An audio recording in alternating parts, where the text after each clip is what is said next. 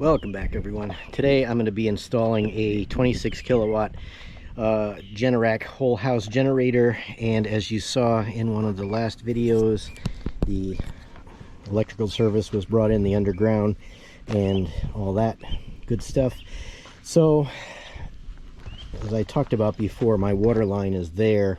I've still yet to dig that, so I got to come around, but there's going to be a concrete pad similar to that right here, and this is where the connections are going to be. So you need to be 18 to 24 away from the house, so I'll probably do a 5-foot pad right here. So what I'm going to do, the way that the generator works is you've got power that comes in from, I don't think I even showed this in the last one, what that looks like. So this is for 400 amps. So this is a big wire, and so what we're going to do is I'm going to come, because we've got two 200 amp services. So I've got two separate. It's going to be split. So I'm going to have two transfer switches, two 200 amp panels inside. So what I'm going to do is you come out of here with 4-aught aluminum. I'm going to come in through here, go into the transfer switches inside. Transfer switches then go to the panels inside, which I'll show you.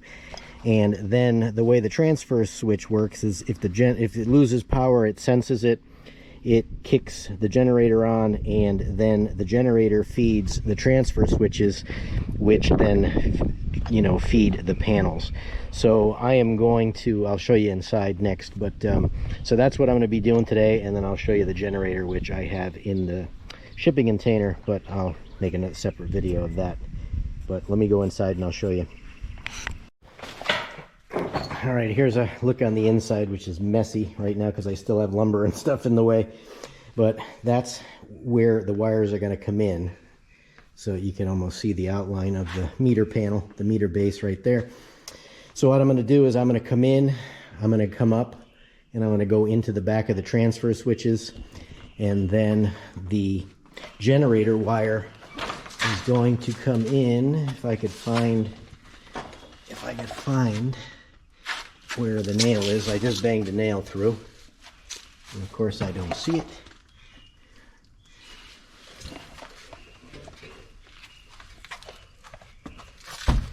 And how is that possible?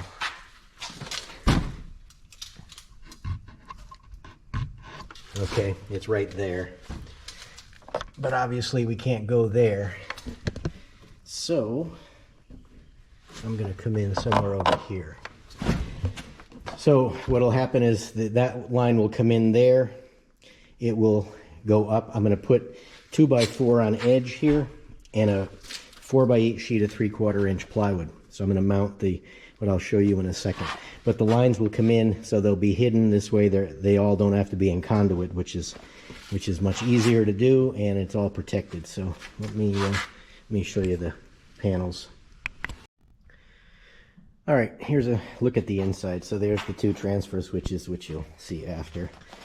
So here is the utility power in. So this one's coming up and going to, there'll be one transfer switch here. There'll be one right there. The power for from the generator is going to come into, I've got a junction box right there, which will go in at the time of the generator. But these are the two wires that are running from the house. So I've got two services. One is on the west wing and one is on the east wing, as I like to call it. So those are the two coming in there. These will be covered with a raceway, so those will not be exposed, and there will be a 3/4 plywood that everything will be mounted to. All right, here's a look inside the meter base. So this is a 400 amp. It's really 360. Well, it's 320, I guess what they call it, but it's 400 amp. So you've got two legs. You've got two on each leg. So this is a 120 leg and a 120 leg. So that gives you the 240. So this one goes to the one control panel. This one goes to the next, or transfer switch control panel. I guess it is a control panel. But so there's your two hots. Neutral, ground and neutral are bonded together. Got a grounding block. Nobody uses those anymore. It used to be for telephone or whatever, but you still got to have it. And then this one here will be for that'll be for the internet. They can put their thing there. I don't like it. This isn't plumb. When they backfilled, they did not put that pipe plumb, and I'm surprised they don't have a clamp on there. Technically, on code, you should have a clamp on there, but where's it gonna go? All right. And then I didn't do this, so that bothers me a little bit. I'll probably just put a tie on that just to hold it back in. I mean, it's not going anywhere once the cover's on, but I just don't like that. I don't like that, but that's a lot harder wire. I mean, that's twice the size of that 4-aught. So harder for them to bend, but that still bothers me. Everything's got no locks on it. That keeps everything from corroding, because it's aluminium, as they would say on the other side of the pond. And they did not put it on theirs. So that's very strange, but I didn't take theirs apart. So time to go inside, hook up that. So I think, as I talked about, you can put these transfer switches outside, but why would you want them out in the sun and the heat and the weather and all that? And you can do with a lot less piping. As I showed before, everything is going to be protected in the wall. I bumped it out a full 3.5 inches. Well, it'll be 4 1/4 once the plywood is on.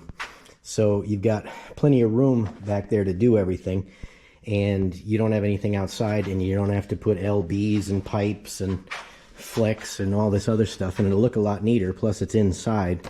Like I said, it's out of the elements, and it'll last a lot longer. And these things are about $1,000 a piece, these transfer switches, so you don't need to have them go.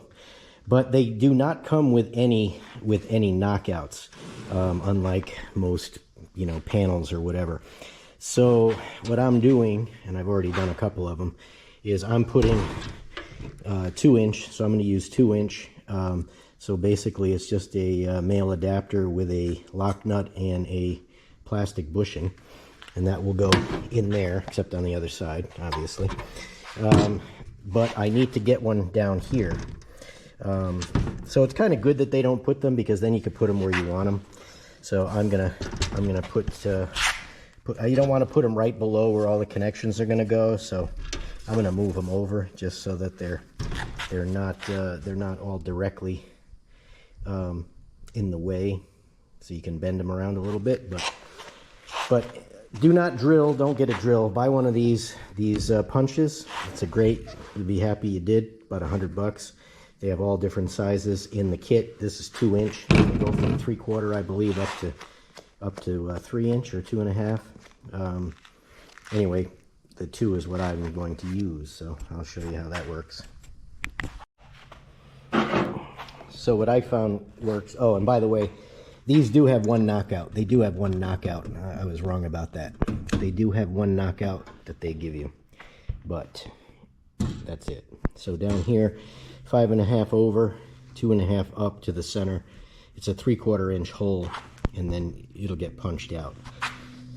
So I started with a unibit, and then finish it off with the 3/4, because these big bits don't really cut, and these cut much better.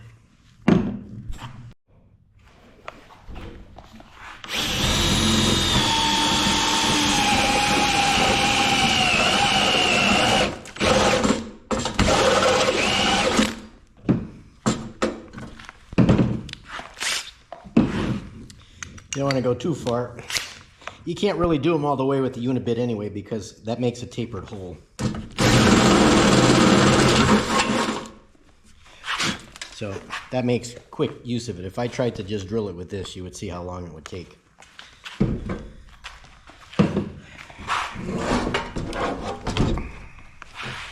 So then you've got the cutter and the press.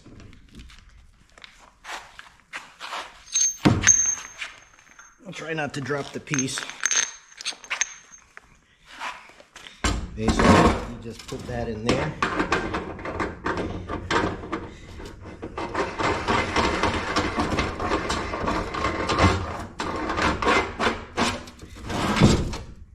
Thread the cutter on. Make sure it's on the, not on the release.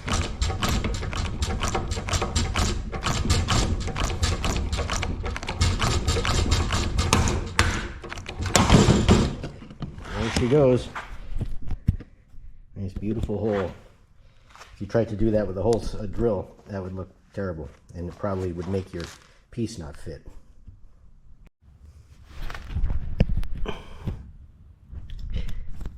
So here's another joy of having to do things by yourself. You'll see I put a cleat underneath this. I've got all the holes ready to go, and I've got this stand here. But I guarantee you something will be in the way. Guarantee you.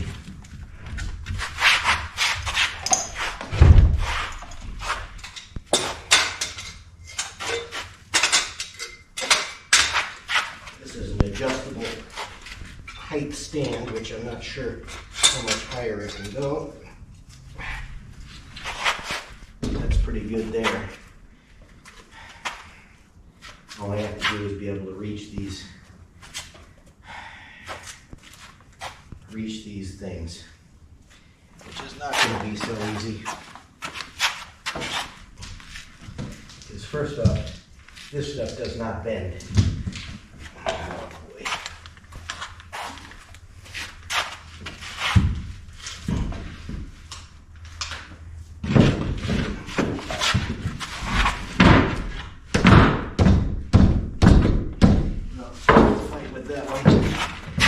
Probably end up pushing it off the board.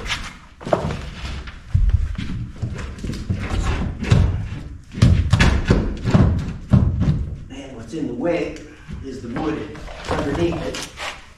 Yep. And I'm just trying to push the board off the cleat.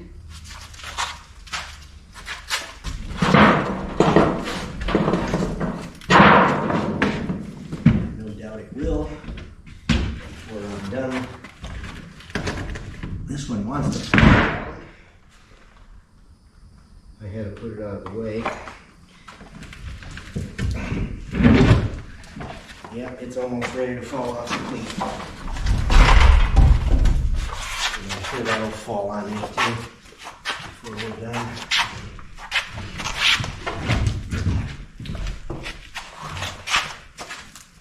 It doesn't help that I have it on a roller.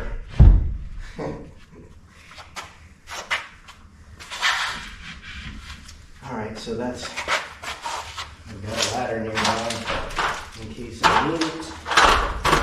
Just in case, and the last one is the one that's going to give me a problemo. This one.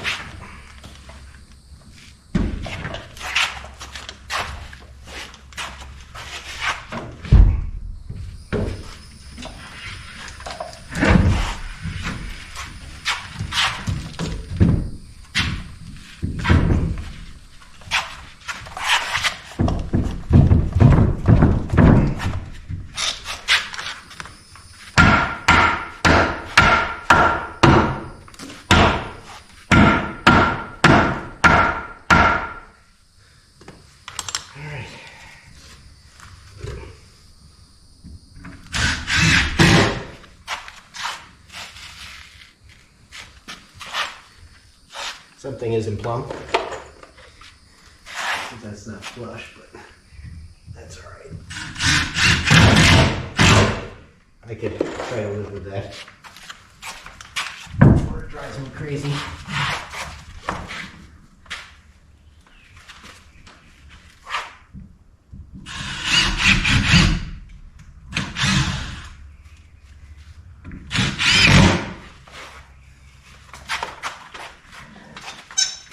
Need that. All right, I'll put it back on when I get it, and I'll show you what I did.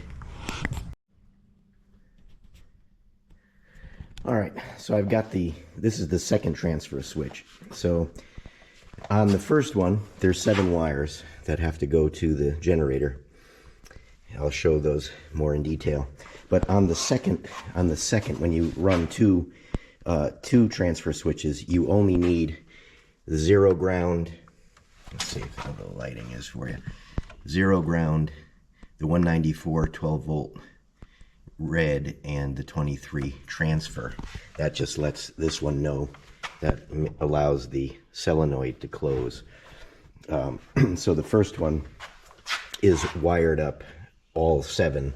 They added a neutral. That was never in the older ones, but the new one has a neutral wire. I believe it's for the battery charger, or for the oil heater, something like that. It needs the neutral, so they added that. And what I'm doing, you have 2 ways to do it. You can either run it from one box to the other. It's easier if you do it at the generator. It has 2 spots for it. This is not very big, so there's not really enough.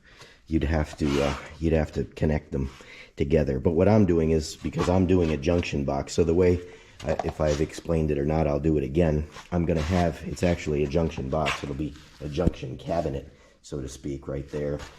That is going to go on the wall right there, and the power, all the wires, so all the power wires, everything from the generator will come into that box, and from here, with Polaris connectors, they will be joined and go to this box, into that box. So I'm just going to join those wires down there, so nothing has to connect. This is a much neater, simpler installation, I think. You know, you'll see them where there's an LB coming out, and this is what's called an LB. Now, I bought some because I wasn't quite sure how I was going to do it. You know, where you would go like this, connected, or you would just put a pipe between the 2 of them. And then you've got splices inside the box. To me, it's just not as neat. So I chose to do it this way. So that's fairly neat. I'm sure there'll be some electricians out there that will say, oh, that's not like I would do it. Well, that's all right. But you want to be as neat as possible, and this way the inspector can look at it. Plus, it shows you take a little pride in what you do. The 4/0 is not the easiest. So this is 4/0 cable, as I talked about. This is aluminum. But I bought 2/0 copper, which is the same amp capacity, but it's literally, it's less than half the size. I mean, it literally is less than half the size. Plus, it bends much easier.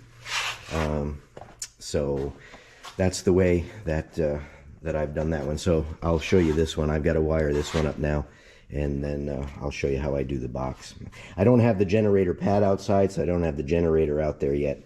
So I'm just allowing these to be loose right here until I'm able to bring that in, and then put them all in the box, and then mount the box to the wall. All right, so this one is wired. All the high voltage is wired, so now low voltage. So as you can see, there's 7. So I don't have every color of wire, basically. I mean, you could get them. I have a wire caddy, which I made up, I don't know, I think when we built the shop, because everything is in EMT there. So I've got black, I've got red, I've got white, and I've got yellow. And then what I did was I got electrical tape for the other colors, and I've pre-made up the bundle of 7. They're marked underneath there. I'm going to fish this through the wall. You can kind of see I've got the ends marked. I'll show you after. But it's a lot cheaper. You could buy this. They sell a wire that's got them all in one. But it was kind of a waste for here because I only needed 3, as I talked about, to go into that transfer switch. So as long as you've got the wire, it doesn't really make any sense as long as you've got, like I said, I've got blue, I got purple, I got yellow, I got red, I got black, I got white, I got green. So you can mark them, and that, you know, the wire is the wire. It doesn't care what color it is as long as you know what it is. So I'm going to fish this through that's a 3/4 inch male adapter with nut and bushing.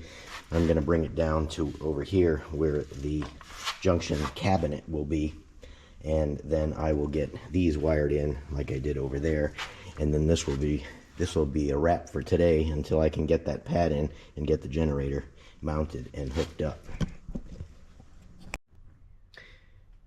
All right, this one's all wired up.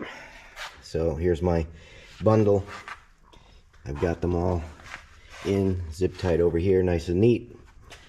And like I said, once I get the generator pad in, I'll get the generator. I'm gonna make like a 10-foot lead of those seven wires. Do the same thing, color code them like I did. As you can see, I'm color coded there. So what I did was I just took a black wire and put yellow on it for N2, just a regular yellow for N1, a white wire with blue, then a white wire with black for the neutral, just plain white for the 23 transfer, red for the 12 volt, and used black for the ground. Don't know why they don't use green, but that's what they use, so that's what I used. So there you go. So those two are ready to go. I'm going to put the cover loosely on because the inspector will want to look in there. But I will. I'll give a little shot of that one at the end when it's all set, and I'll show you how this works because you can manually flip it. They give you a lever to flip this solenoid by hand if you want to switch it over yourself. All right, I'm going to get the old mixer back out for a little mixing for that slab for the generator. I took off the newly painted, well, the whole thing is newly painted, but I took off the cowling just so that doesn't get messed up. And I know this will get a little dirty, but I was hoping that I could keep it looking like new, but I've got to get it going. And I got the bull float, I got my tools, I just got to get the concrete over there, and I've got the inspector as well. Right, Misty?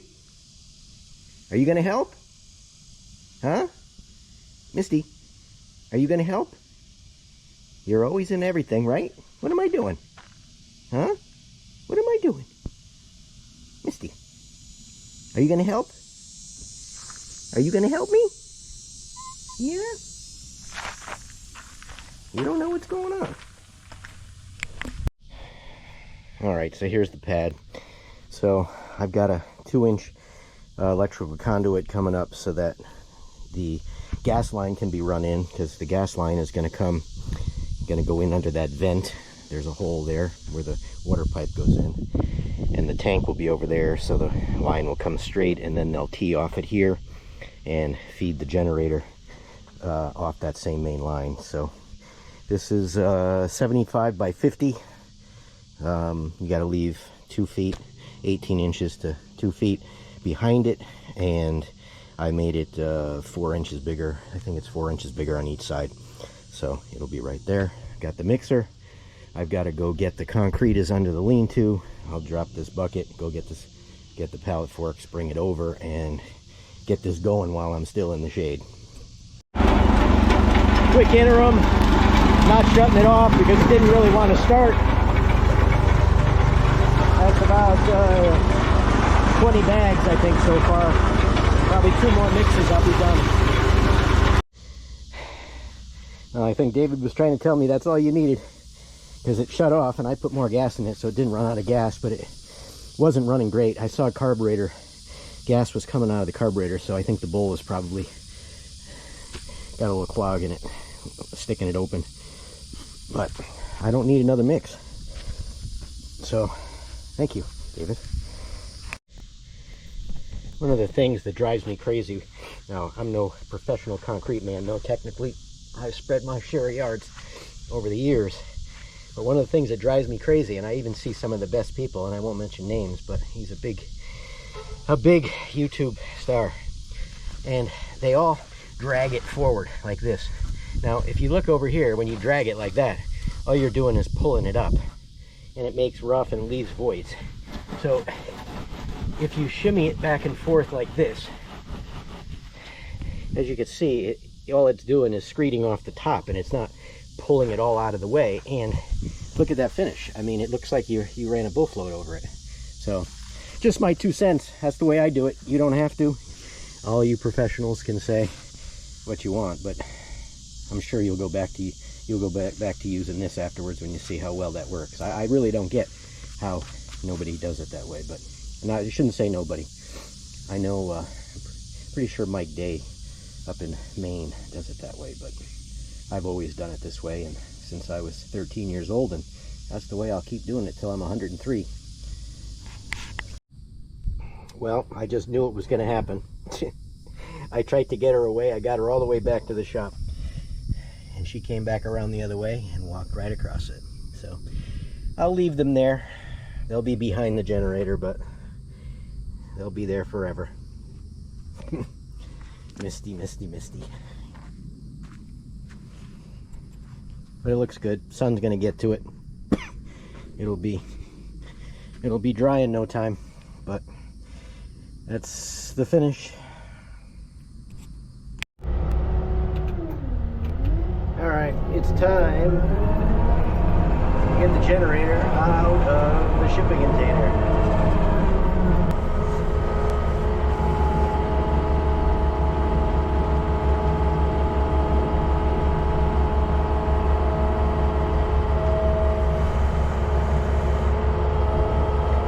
Got to take a couple of bolts off in the back, and I don't know what size they are.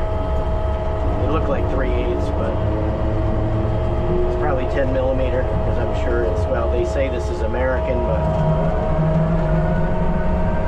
I don't care what they say.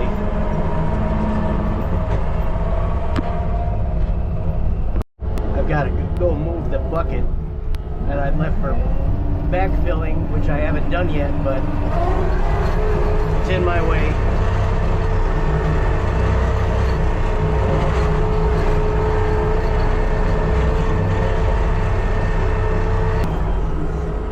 Not in the way by much, but it's in the way by enough.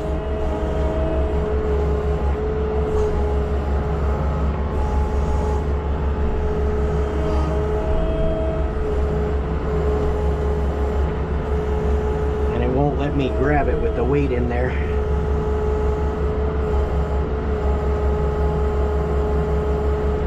Let's see if it'll lock. Nope.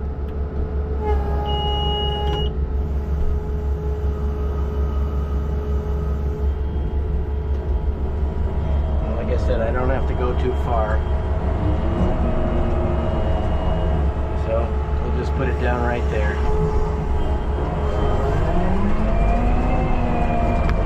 And just as my luck would have it, it's raining as soon as I got the bolts out, and they were 3/8.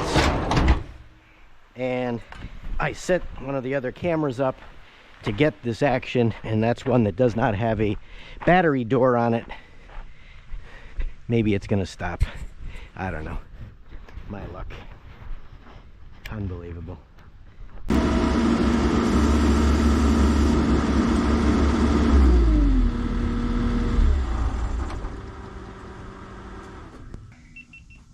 Let's see how easy I can slide this freaking thing.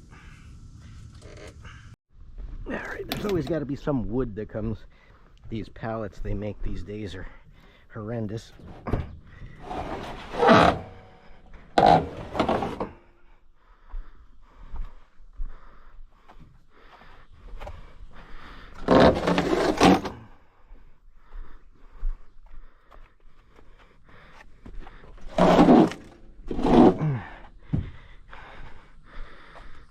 It only weighs about 600 pounds. Nothing to get excited about.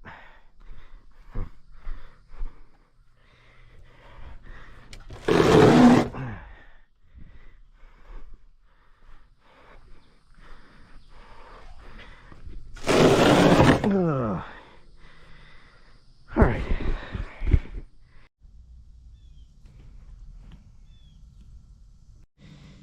All right, so mounting the generator. It's got 3 bolts, and the best thing, in my estimation, are Simpson. Let me put it down so you can see them. These are like Tapcons, but they're Simpson strong tie 3/8 by 6, which is plenty to get through that. And you just drill a 3/8 hole and put that in with an impact. So let me set this up. We'll drill them and I'll show it going in. I got my smaller drill out because there's not a lot of room for the back one.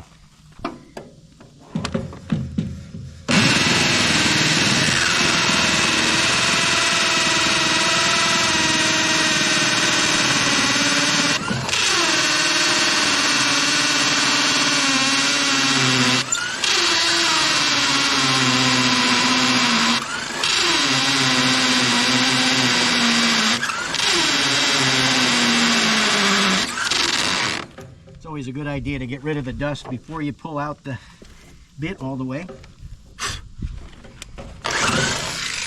you don't have it fall back down in.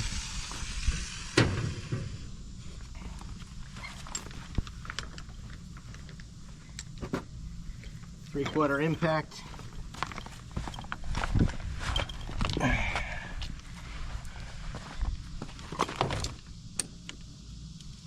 Take off the paper.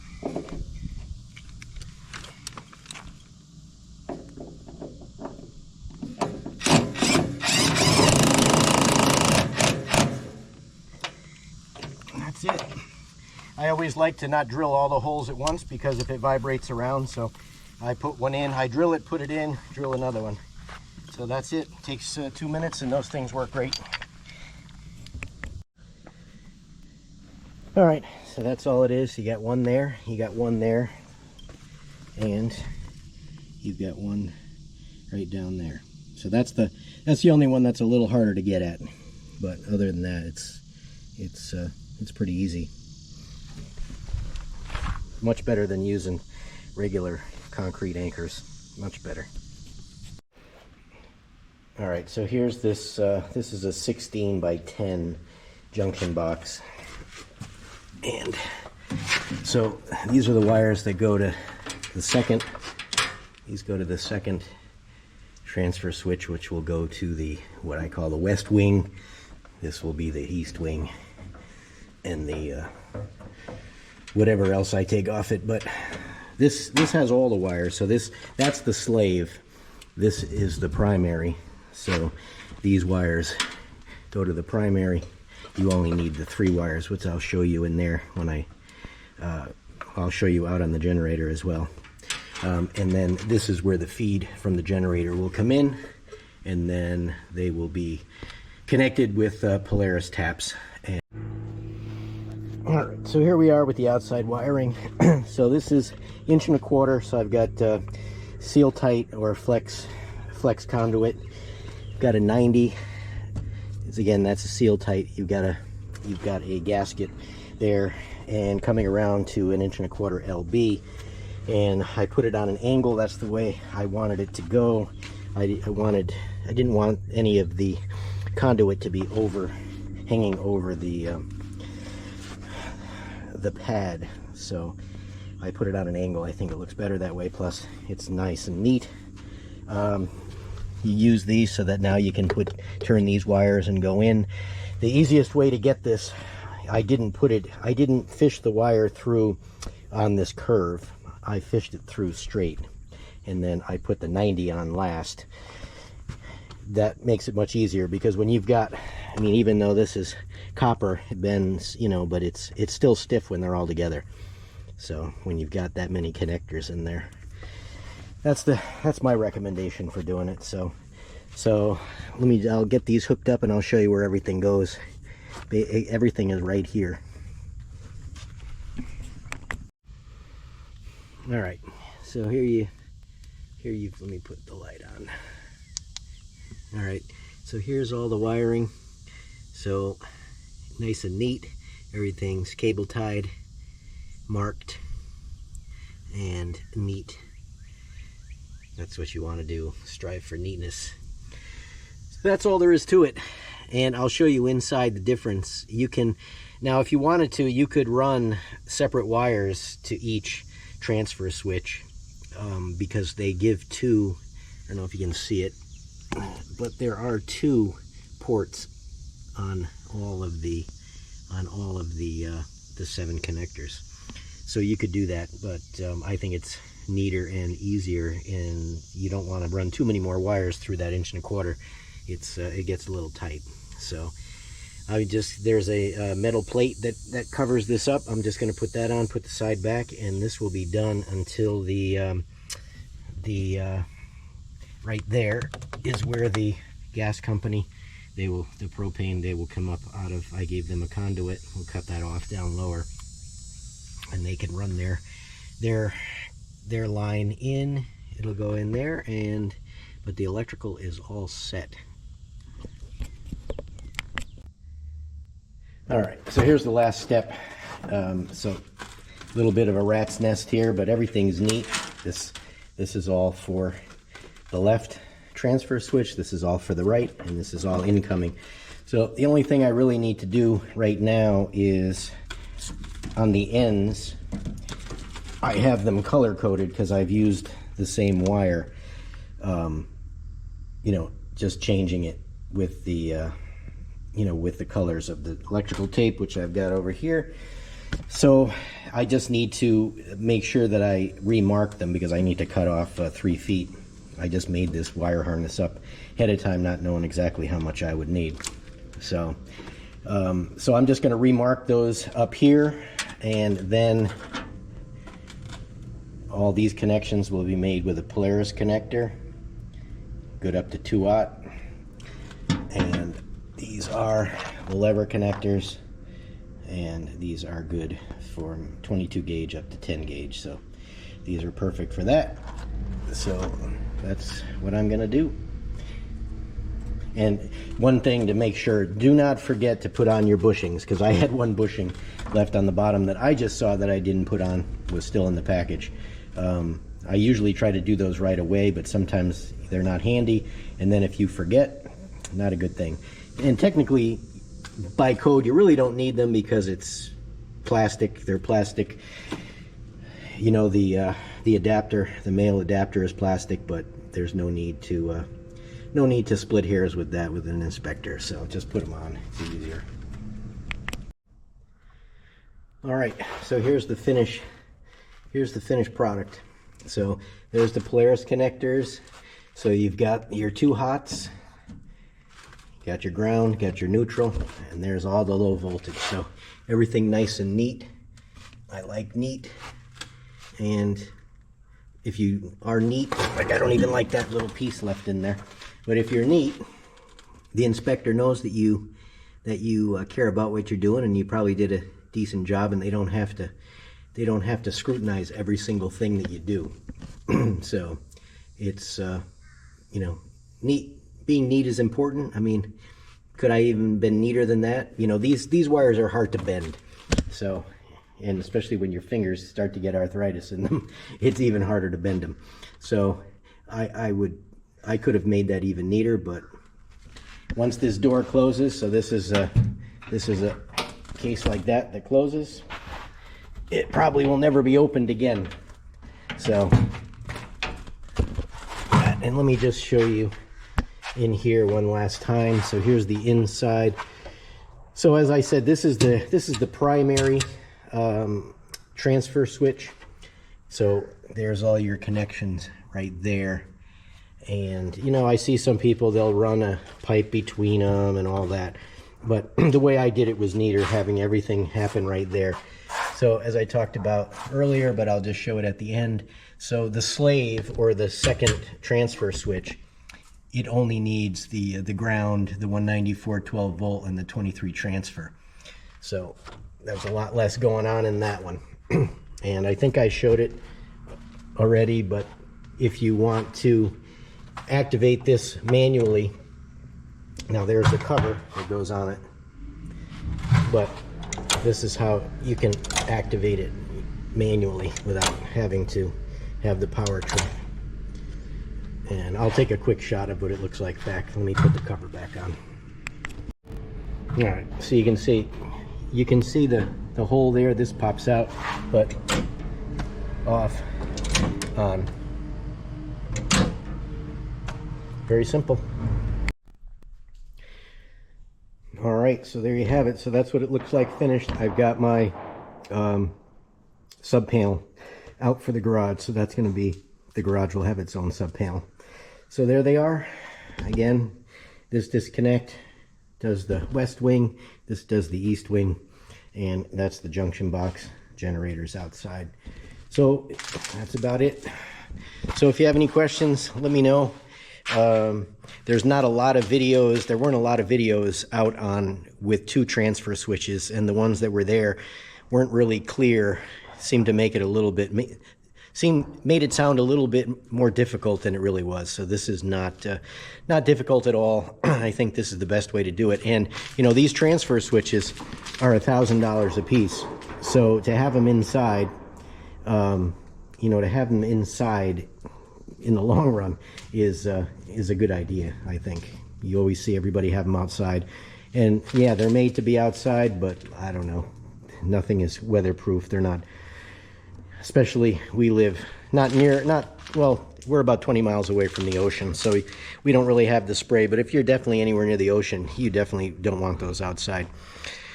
All right, so there you have it. So as usual, thanks for watching. I'll catch you on the next one.